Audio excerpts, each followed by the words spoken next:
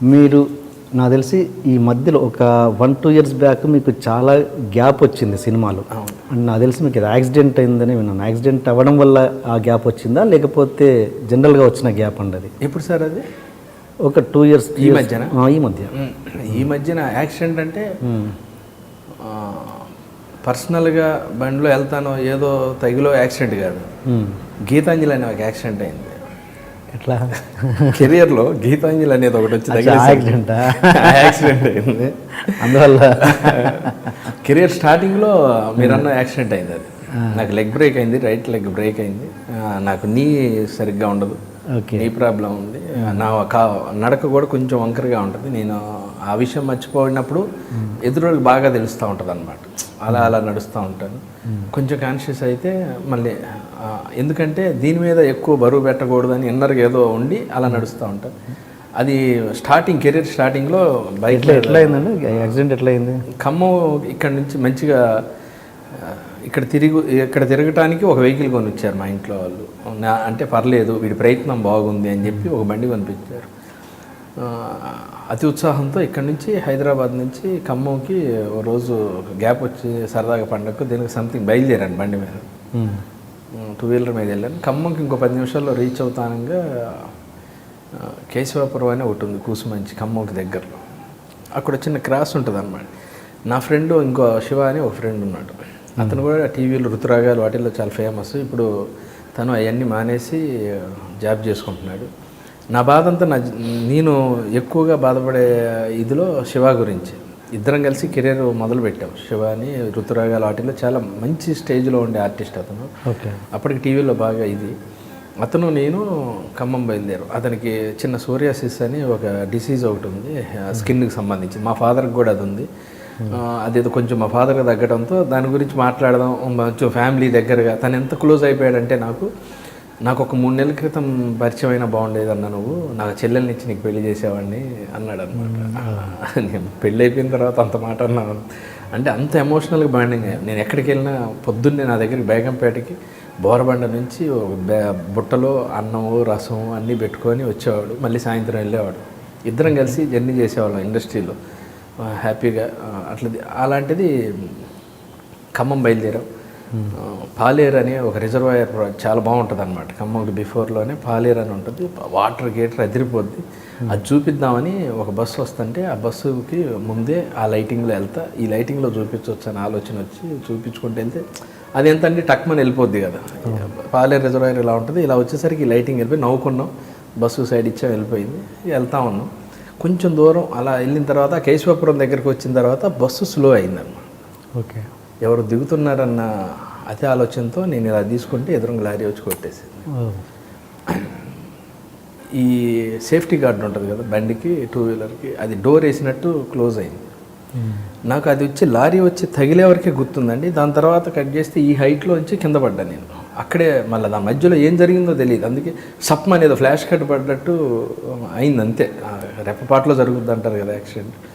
చూస్తే నేను కింద పడి ఉన్నా. నా కళ్ళ ముందు నా కొత్త హీరో హోండా బండి ఈడియట్లో ఉంటుంది, 1213 అని ఆలీ గారు వేసుకొని వెళ్తూ ఉంటారు. అంటే నేను బాగా తిరిగేవాడిని అప్పట్లో.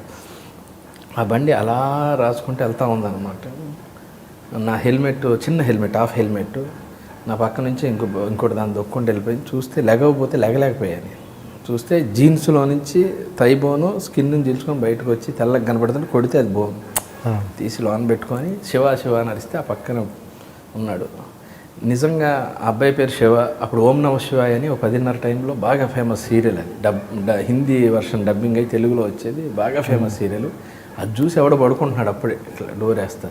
నేను ఈయన శివ శివ అని అరుస్తుంటే ఆయన ఉరికి వచ్చాడు. ఆయన మరి ఆ సీరియల్ మరి ఉన్న మూడ్లో ఉన్నాడు. వచ్చి పక్క తీశారు. నా హెయిర్ స్టైలు నన్ను చూసి అచ్యుత్ అనుకున్నారు నన్ను వాళ్ళు. ఓకే. అచ్యుత్ గారా, టీవీ యాక్టర్ అచ్యుత్ అంటే అతనికి లైట్కి ఇక్కడ ఏదో చిన్న దెబ్బ తగిలింది. అతనికి రైట్ లెగ్ ఫ్రాక్చర్ అయింది. ఖమ్మం వెళ్ళాం. ఖమ్మంలో జాయిన్ చేశారు. అప్పుడు కొన్ని ఇక హాస్పిటల్ ఎలా జరుగుతాయి అవన్నీ వదిలిపెట్టేస్తే అబ్బాయిని మళ్ళీ హైదరాబాద్ తీసుకెళ్తాం. తెల్లారు ఒకటి వచ్చి సినిమాల్లో ఓపెన్ చేసినట్టు ఒక కంపౌండర్ టక్మన్ డోర్ ఓపెన్ చేసి, శివారెడ్డి ఎవరంటే అతనంటే, మీరు మాత్రం ఏం తినొద్దంటే, శ్రీనివాస్ రెడ్డి మీరు ఏదన్నా తినొచ్చు అంటే, ఎందుకంటే తినొద్దని చెప్పారు డాక్టర్ గారు, ఏం చెప్పొద్దు తినొద్దని చెప్పండి అని పిలిచారు.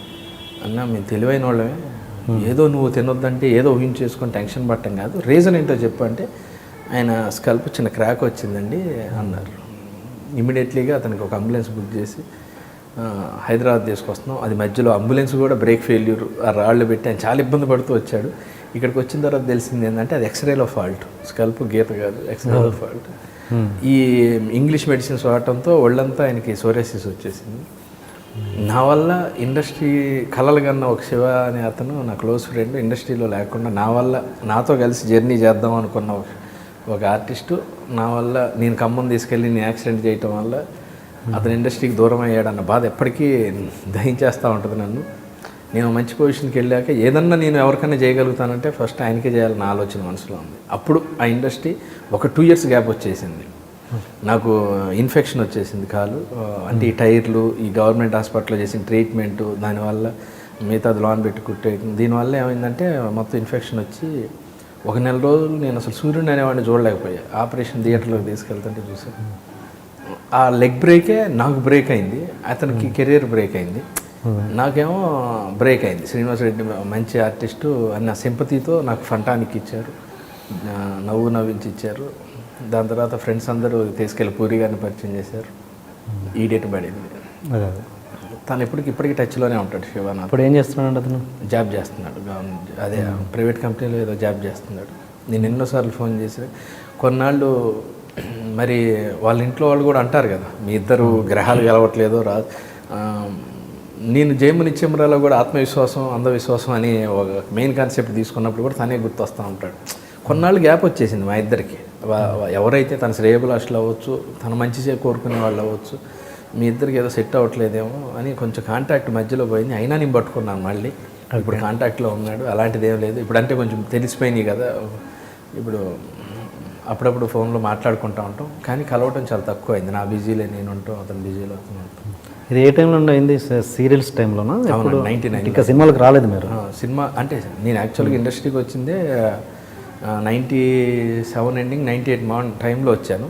98లో యాక్సిడెంట్ అయింది, మళ్ళీ 2000 ఎండ్కి వచ్చాను నేను. అందుకే కెరీర్ 2000 నుంచి ప్లాన్ అది నా జీవితంలో మెమరీలోంచి తీసేద్దాం అన్న ప్రయత్నంతో నా కెరీరే 2000 నుంచి స్టార్ట్ అయిందని చెప్పుకుందాం అని ఎంత ప్రయత్నం చేసినా అది ఎప్పుడు నన్ను హంట్ చేస్తూనే ఉంటుంది.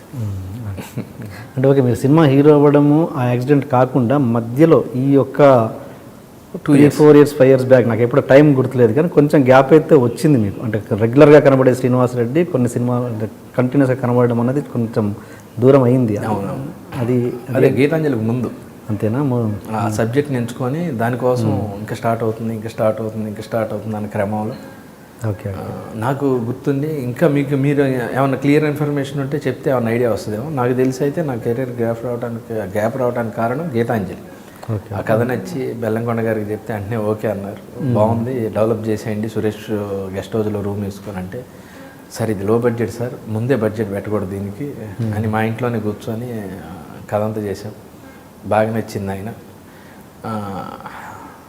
ఓ చిన్నది నేను అదే ఆత్రంలో ఆలోచించలేనిది ఏంటంటే, కంపెనీ నుంచి ఒక హీరోయిన్కి ఫోన్ చేస్తే పలానా బెల్లంకొండ సురేష్ గారి కంపెనీ నుంచి అని ఒకటి ఉండేది.